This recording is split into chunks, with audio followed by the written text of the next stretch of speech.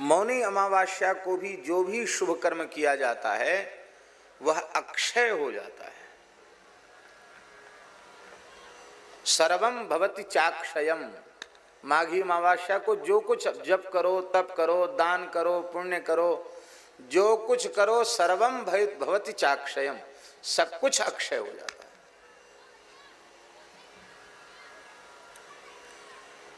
जैसे सूर्य ग्रहण के समय अथवा जब सूर्य मकर राशि में प्रवेश कर रहे हो, मकर संक्रांति के समय समुद्र में स्नान करने मात्र से 1,000 अश्वमेध का पुण्य प्राप्त हो जाता है, ऐसे ही आज की तिथि पर भी वही पुण्य प्राप्त होता है।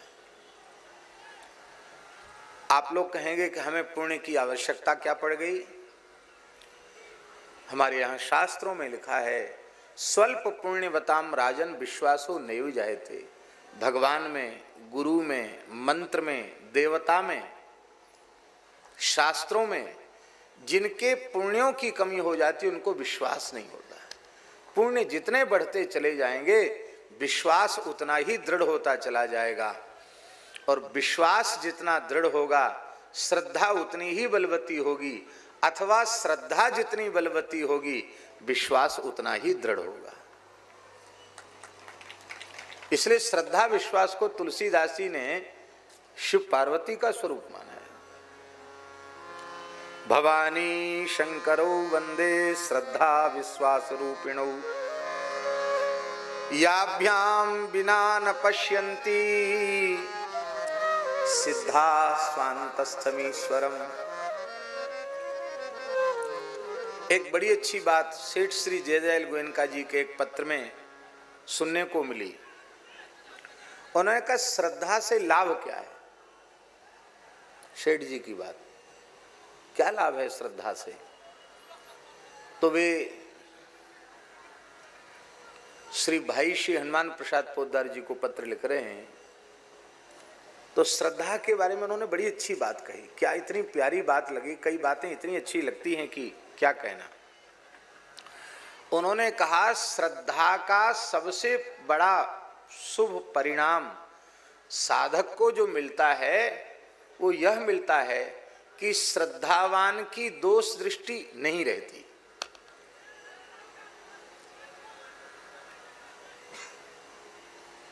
श्रद्धा अपनी सर्वोच्च कक्षा में पहुंच जाएगी तो भगवान को छोड़ के दूसरा कुछ दिखेगा ही नहीं। भगवान के अलावा कुछ है ही नहीं। जहां कहीं हमारी श्रद्धा उत्पन्न हो जाएगी वहां दोष नहीं दिखेगा। सेठ जी लिखते हैं, दोष का अनुभव होगा तो समझ लेना कि श्रद्धा समाप्त है, श्रद्धा उत्पन्न ही नहीं हुई।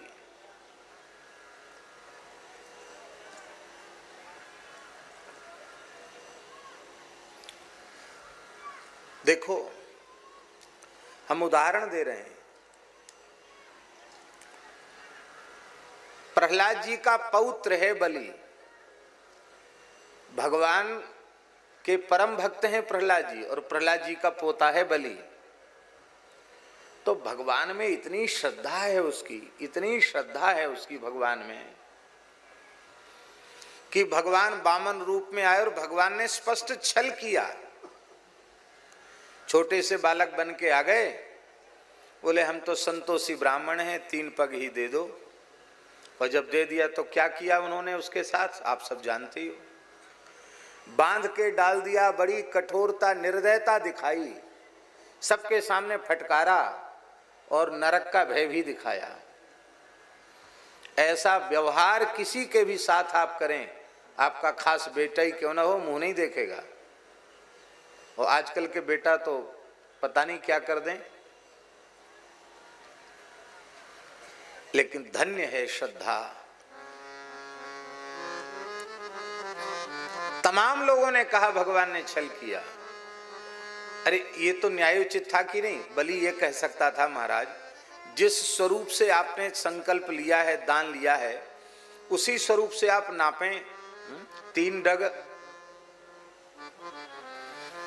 अब हम जाएं, हमें पता नहीं कि इनका क्या काम है विश्वनाथ जी का, पर मन कथनचित इनकी कपड़े की दुकान हो और हम इनके पास जाएं और कहें कि 3 मीटर कपड़ा लेंगे हम, ठीक है ले लो। सौदा तय हो जाए तो हम कहेंगे कि बंबई से वृंदावन तक हमारा 1 मीटर होगा,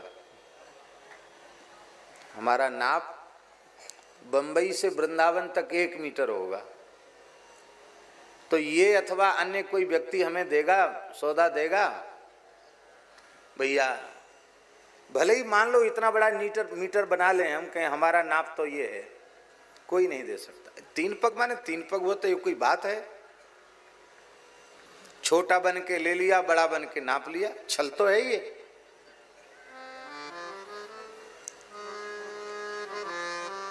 पर भगवान ने छल किया, भगवान ने दुर्व्यवहार किया, कठोर व्यवहार किया, लेकिन एक बार भी बलि के मन में यह नहीं आया कि प्रभु मेरे साथ छल कर रहे हैं, मेरे साथ अन्याय कर रहे हैं। बलि निरंतर भगवान की कृपा का अनुभव करते हुए एकदम भाव में डूब गया।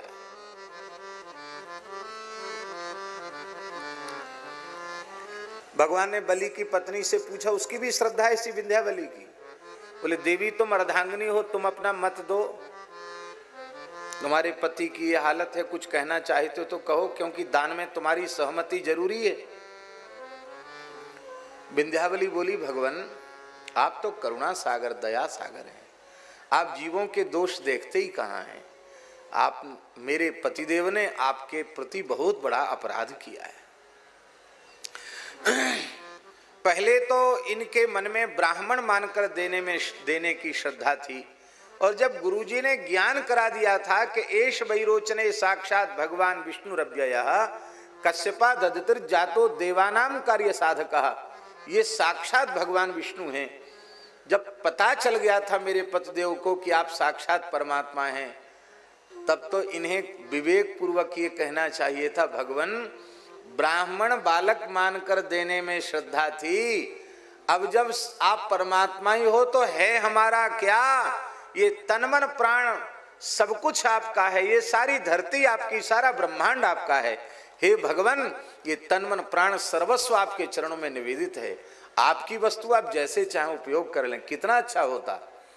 लेकिन देखो तो सही कितना बड़ा अपराधी है मेरा पति, के अनंत कोटि ब्रह्मांड नायक सर्वेश्वर परात्पर परब्रह्म लक्ष्मी रमण को इसने भिक्षुक मान लिया और स्वयं झूठ मूठ का दाता बन बैठा।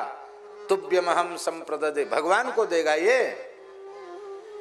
आप बिल्कुल ठीक कर रहे हैं मेरे पतिदेव के साथ, ऐसा ही होना चाहिए, क्योंकि जिस अपराध का दंड यहां मिल जाता है उसका फिर नरक में नहीं भोगना पड़ता। बलि का मन भी खुश हो गया, पत्नी ने मेरे मन की बात कही, ठीक कह रही है, ठीक है मेरी गलती है। बलि को भी अपनी भूल का अनुभव हो रहा है। भगवान तो रो पड़े। भगवान ने कहा बस विंध्यावली ज्यादा मत बोलो, तुम दोनों ने हमको बिना मोल के खरीद लिया है, हम तो बिक गए हैं तुम्हारे हाथों।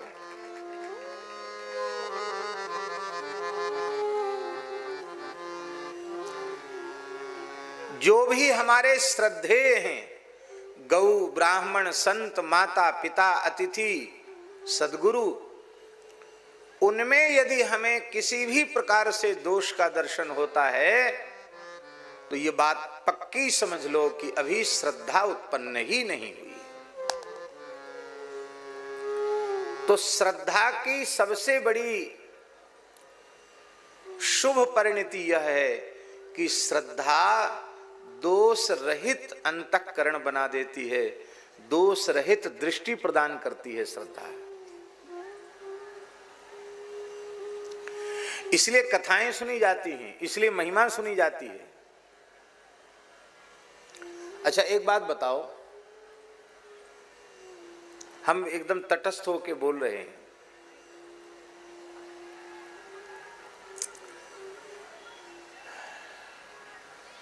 कैकेयी ने वरदान मांग लिया और राम जी का वनवास हो गया। दशरथ जी रोए, बड़े दुखी हुए और उनके प्राण भी चले गए। राम राम कही राम कही राम, राम कही राम, तनु परिहरि रघुवर विरह राव गयो सुरधाम।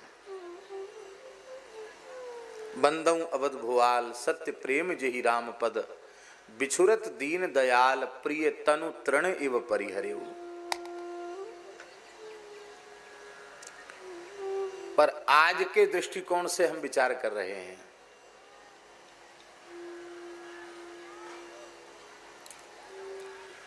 क्या राम जी के साथ न्याय हुआ?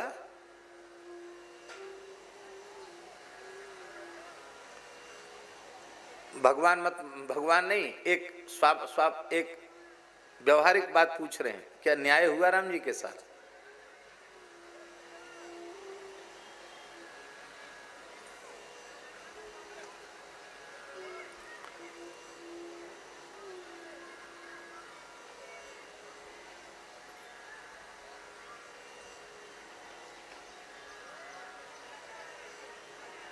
हम कोई टीका टिप्पणी नहीं कर रहे हैं, लेकिन एक बात कह रहे हैं, दशरथ जी को कहना चाहिए था कैकेयी से कि तुम मरो चाहे जियो, बिना किसी अपराध के राम को हम वनवास नहीं दे सकते, और कुछ भी मांग लो नहीं मिलेगा, सब मिलेगा, ये नहीं दिया जा सकता है, नहीं देंगे। तुम अकेली हमारी महारानी थोड़ी हो, कौशल्या मेरी महारानी नहीं है, सुमित्रा नहीं है, ये प्रजा हमारी नहीं है।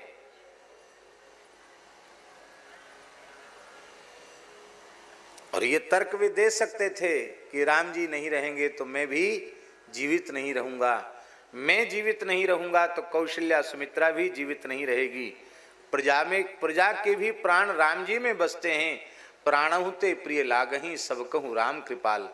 कल्पना तो करो, महाविनाश हो जाएगा, एक भी कोई अयोध्या में जीवित नहीं रहेगा। और मुझे अपने पुत्र भरत पर विश्वास है, भरत भी प्राण धारण नहीं कर सकेगा। क्या करोगी अकेली इन महलों में, अयोध्या का साम्राज्य अकेले भोगोगी? ये तुम्हारा विचार विवेक पूर्ण नहीं है। अथवा ये कहते कि नहीं हम देंगे तुमको, लेकिन पहले हम भरत जी को बुलाते हैं, शत्रुघ्न को बुलाते हैं, वशिष्ठ जी को बुलाते हैं, ऐसे थोड़ी। अरे मैं राजा हूं तो क्या मुझे इतनी स्वतंत्रता है कि गुरु जी से पूछे बिना मैं निर्णय ले लूं?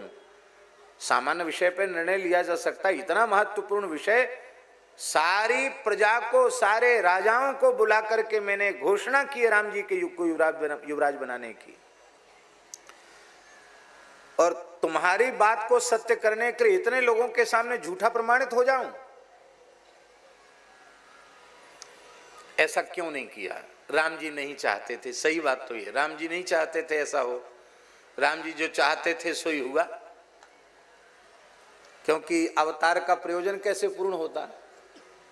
पर सच्ची बात यह है, वाल्मीकि रामायण में लिखा है, हम अपने मन से नहीं बोल रहे हैं, वाल्मीकि रामायण में लिखा है, लक्ष्मण जी ने सच्ची बात को कहा। लक्ष्मण जी ने कहा पिताजी स्त्रीण हैं, स्त्री में आसक्त हैं, स्त्री में आसक्त पुरुष का धर्म विवेक सब नष्ट हो जाता है। और इस बात के लिए राम जी ने लक्ष्मण जी को अनुशासित किया है। पिताजी के संबंध में ऐसा सोचना भी अपराध है। तो हम ये बात निवेदन कर रहे हैं कि राम जी के मन में पिता के प्रति दोष दृष्टि नहीं है, ना ही अपनी विमाता कैकेयी के प्रति दोष दृष्टि है। क्यों? पिता माता में जैसी श्रद्धा होनी चाहिए वैसी श्रद्धा राम जी में है, इसलिए न उन्हें पिताजी का दोष दिखाई पड़ता है, न उन्हें कैकेयी का दोष दिखाई पड़ता है। हमारे भीतर श्रद्धा उत्पन्न हो जाए तो हमें दोष अपना ही दिखेगा, दूसरे का दोष दिखेगा ही नहीं।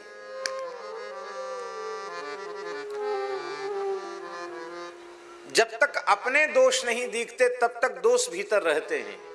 जब अपने दोष दिखना बंद हो जाते हैं तब जीव पूरी तरह निर्दोष बनता है, उसका हृदय शुद्ध होता है, और शुद्ध हृदय में भगवान के मंगलमय स्वरूप का विलास होता है, प्रकाश होता है।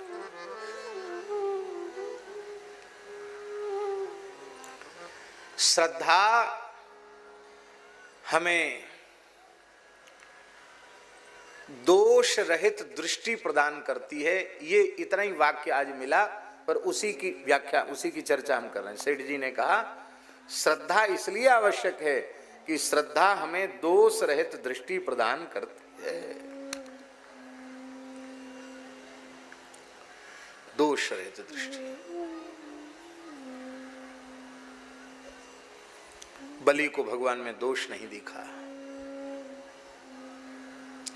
इसलिए हमारे जीवन में श्रद्धा जरूरी है, विश्वास जरूरी है। श्रद्धा कहते किसको है?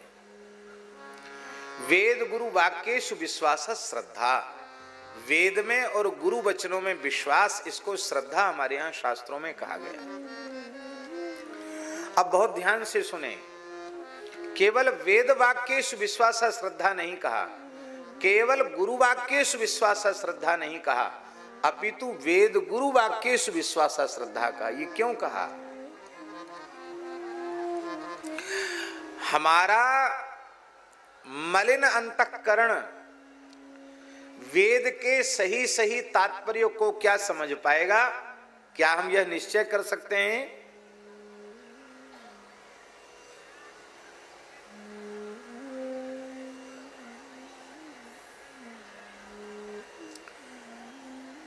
असुर भी वेदों की दुहाई देकर हिंसक हो गए, पशु पक्षियों की हत्या हिंसा करने लग गए। असुर भी दुहाई, वो ये नहीं कहते हम पाप करते, वो कहते वेदों की दुहाई देते हैं। इसलिए वेदों का तात्पर्य भी हम नहीं समझ सकते, इसलिए केवल वेद वाक्येषु विश्वास श्रद्धा नहीं बोले, तब फिर ठीक करें कि गुरु वाक्येषु विश्वास श्रद्धा, गुरु वचनों में विश्वास श्रद्धा बोले तब तमाम गुरु बने डोल रहे हैं। चेला तो कोई बनना ही नहीं चाहता, सब गुरु ही बनना चाहते। यहां तो कोई नहीं होगा एक भोला भाला जाट का बालक, घर में सीधा साधा था, परेशान किया लोगों ने, तो वो मठ में आ गया, भर्ती हो गया। तो संतों की पद्धति यही है कि कोई आता है नया तो उसको पहले सेवा में लगाते हैं, सेवा से शरीर की शुद्धि होती, गौ सेवा वगैरह सब में। और जो छोटा होता है ना नया नया, उस पर पुराने सब हुक्म चलाते हैं, ये कर लाना, ये कर लाना, उसको सबकी सुननी पड़ती, नहीं सुने तो अपमानित भी होगा, हो सकता न रह पावे। तो आया था नया नया, उसको ज्यादा काम करना पड़े। एक दिन वो परेशान हो गया, बोले भाई सांस ही नहीं लेने देते, आश्चर्य है, घर में फिर भी ठीक थे, कम से कम समय समय पे खेत में मेहनत करते थे, फसल कटने पकने के बाद कुछ रेस्ट भी मिलता था, यहाँ विश्राम ही नहीं, कोई ना कोई काम हमेशा, न ठीक से सोने ही देते हैं। वहाँ कम से कम कोई जगाता तो नहीं था, यहाँ तो 4 बजे उठो, रात तक काम करो। तो एक दिन वो दुखी हो गया, उसने कहा कि हम तो सोचते थे कि साधुओं में बड़ी मौज है, और ये तो बहुत खतरे का काम है भाई, हम तो परेशान हो गए, बहुत काम करना पड़ता है। अरे क्या बोलता है, नरक में जाएगा, काम करना पड़ता है। काम क्रोध नहीं, भगवान की सेवा है।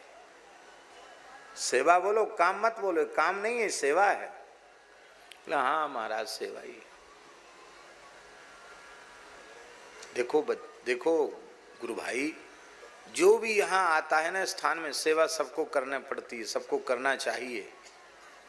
आप लोग तो उतनी नहीं करते, कम कम करते, हमको ज्यादा। बोले अभी तुम नए हो ना, हम लोग पुराने हो गए हैं, पर करते तो हैं हम भी सेवा।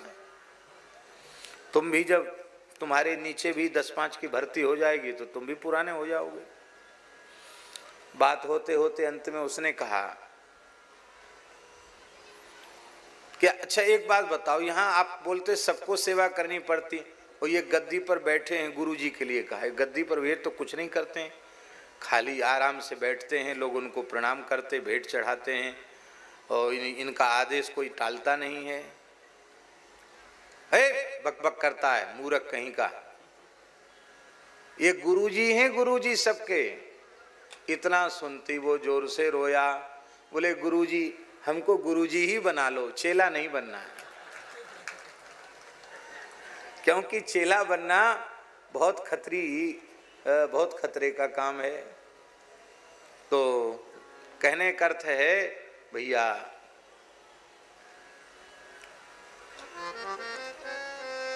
चेला नहीं बनना चाहते, गुरु बनना चाहते हैं।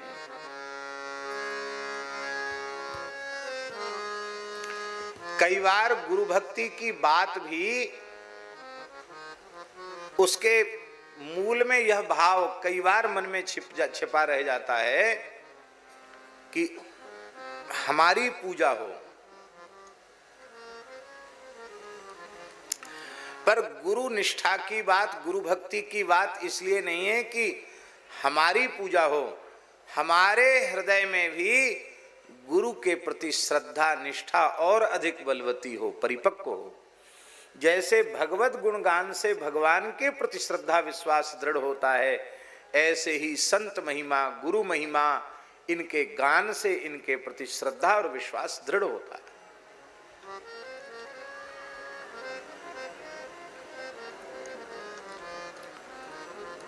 तो ऐसे तमाम लोग डोल रहे हैं, गुरु बने,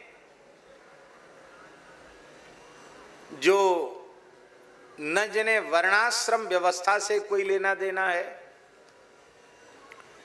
न जिन्हें वेदादि शास्त्रों से कुछ लेना देना है, न जिन्हें सदाचार से कुछ लेना देना है। और वे कौन है? कौन है वो? महाराज बड़े गुरु तो वही हैं जिन्हें धर्मशास्त्र से लेना देना न हो, सत्य सदाचार से लेना देना न हो, ज्ञान भक्ति वैराग्य से भी लेना देना न हो, जो कोई मनमुखी बात गढ़ करके सामने प्रस्तुत कर दें, वे ही कलिकाल में बड़े गुरु माने जाते हैं।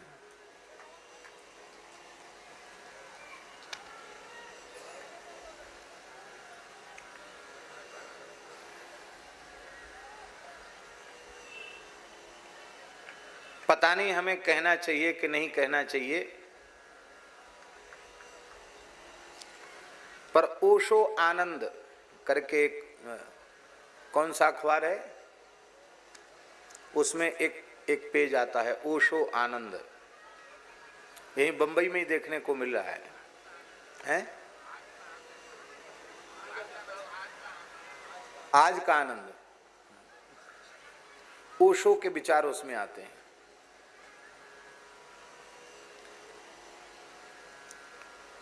आज राम राज्य के खंडन के बारे में ओशो के विचार है। राम राज्य आदर्श राज्य नहीं था। और रोज धर्मशास्त्र और सदाचार के विरुद्ध ऐसी ऐसी बातें उसकी आती हैं, और आप सोचो कि पूरी दुनिया में उसके अनुयायी कितने हैं।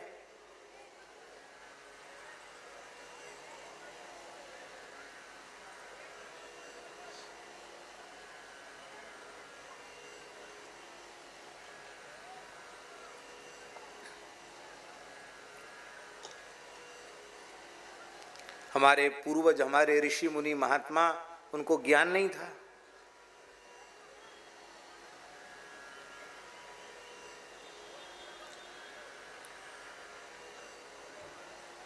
ऐसे लोग भी गुरु बन जाएंगे जो धर्मशास्त्र की मान्यता मर्यादा व्यवस्था को नकारने वाले हैं, और ऐसे लोगों के बहकावे में आकर के न जाने कितने लोग पथभ्रष्ट हो जाएंगे, हो रहे हैं और हो जाएंगे।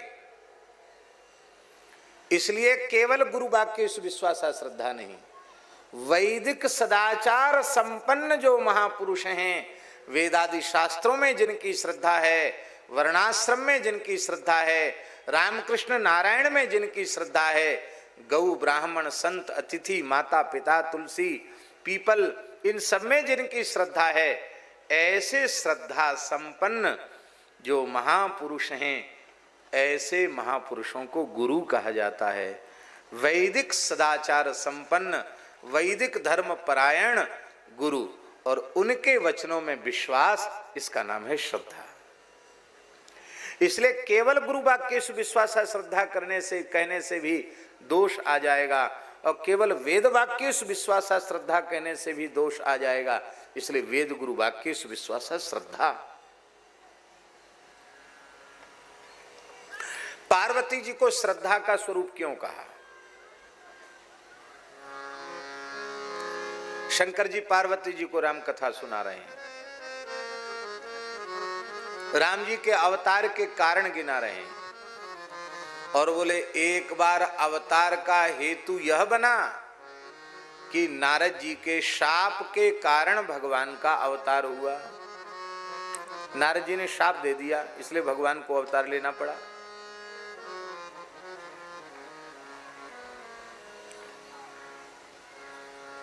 पार्वती जी को कहना चाहिए था राम राम राम राम राम राम राम राम राम राम राम राम। बड़ा बुरा हुआ। गुरुजी की बुद्धि कैसे बिगड़ गई बताओ। अपने भगवान को इन्होंने श्राप दे दिया। कैसे भगत, कैसे गुरु? ये बात उनके मन में आनी चाहिए थी। लेकिन वहां मानस जी को आप उठा करके देखें, पार्वती जी कहती का अपराध रमापति कीना, का अपराध रमापति कीना, का अपराध रमापति कीना, का अपराध रमापति कीना। रमापति ने क्या अपराध कर दिया जो गुरुजी को अपने स्वभाव में थोड़ा परिवर्तन करके उनको भी अनुशासित करना पड़ा, उनको श्राप देना पड़ा? इसको कहते हैं श्रद्धा। एक महात्मा, दो महात्मा नहीं, सृष्टि के प्रधान 7 ऋषि एक साथ इतना युक्त प्रवचन कर रहे हैं कि पार्वती की बुद्धि भ्रमित हो जानी चाहिए थी। लेकिन पार्वती जी की श्रद्धा कैसी है गुरुदेव में। पार्वती जी कहती हैं आहा, तजाऊं नारद कर उपदेशु, तजाऊं नारद कर उपदेशु, आप कहीं शतवार महेशु, आप कहीं शतवार महेशु, हाँ आप कहीं शतवार महेशु, आप कहीं शतवार महेशु। गुरुजी ने कहा है पार्वती तुम्हारा लक्ष्य शिव जी के चरण कमलों की प्राप्ति है। लक्ष्य 10-5 बार नहीं बनता है, बन गया सो बन गया। जन्म कोटि लग रगड़ हमारी, जन्म कोटि लगी रगड़ हमारी, बरऊं शंभुनत रहूं कुंवारी, बरऊं शंभुनत रहूं कुंवारी।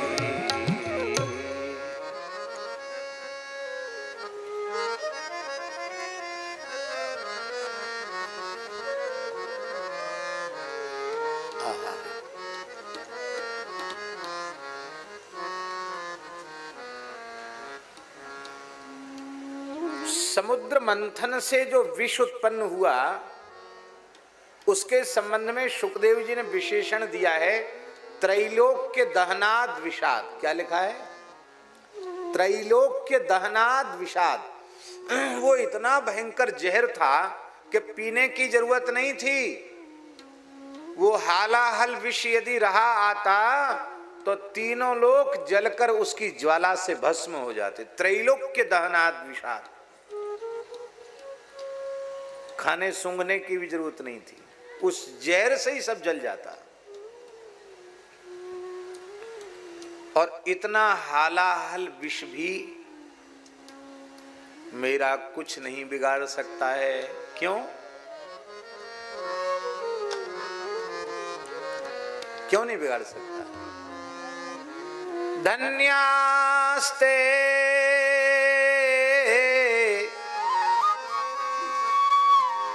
धन्यास्ते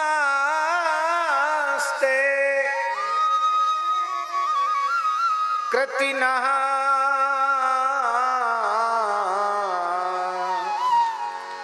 पिबन्ति सततम श्री राम नामामृतम। ते कृतिनः, ते भाग्यशालिनः, वे बड़े भाग्यशाली हैं, धन्यवाद देने के योग्य हैं, जो सतत श्री राम नामामृत को पीते हैं।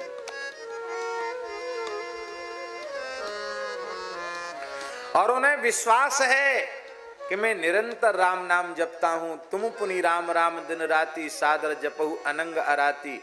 ये तीनों लोगों को जलाने वाला विष मेरा क्या बिगाड़ सकता है, क्योंकि मैं राम नामामृत का सेवन करता हूं।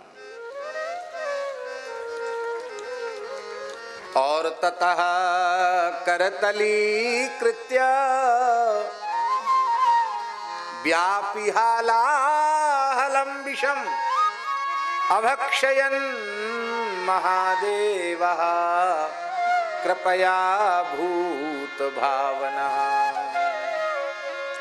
रा कह करके भोले बाबा ने मुंह खोला और विष पी करके मां बोला राम। रकार मकार के संपुट में विष को रख दिया। अच्छा एक बात बताओ, हम आप सब जानते हैं कि सबके हृदय में भगवान बसते हैं, जानते हैं कि नहीं? कौन ऐसा है जो ये न जानता हो? सब जानते हैं कि नहीं? जो न जानता हो सो हाथ खड़ा करे। वाह जी वाह, सबके सब तत्व ज्ञानी हैं, सबको दंडोत प्रणाम।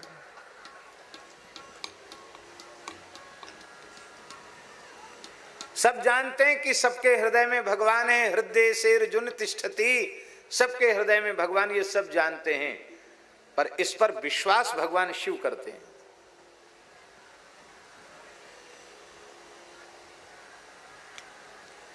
हमारे हृदय में श्री ठाकुर जी बसते हैं, उसमें काम क्रोध की अग्नि जलनी चाहिए, उसमें लोभ की अहंकार की दुर्गंध आनी चाहिए। शंकर जी ने विष नीचे क्यों नहीं उतरने दिया? मेरे हृदय में प्रभु विराजते हैं, ये विष उन्हें पीड़ा पहुंचाएगा, अपने कंठ में रोक लिया। हमारी ये समझ में आ जाए हमारे हृदय में ठाकुर जी बसते हैं तो न काम रहेगा, न क्रोध रहेगा, न लोभ रहेगा, न मोह रहेगा, न मद रहेगा, न मात्स, कोई विकार रहेगा ही नहीं। पर हम ये भी कहते हैं कि हमारे हृदय में प्रभु विराजते हैं, बसते हैं सबके हृदय में, और उन प्रभु को हम काम क्रोधादि की आग में तपाते, पीड़ा भी पहुंचाते हैं उनको।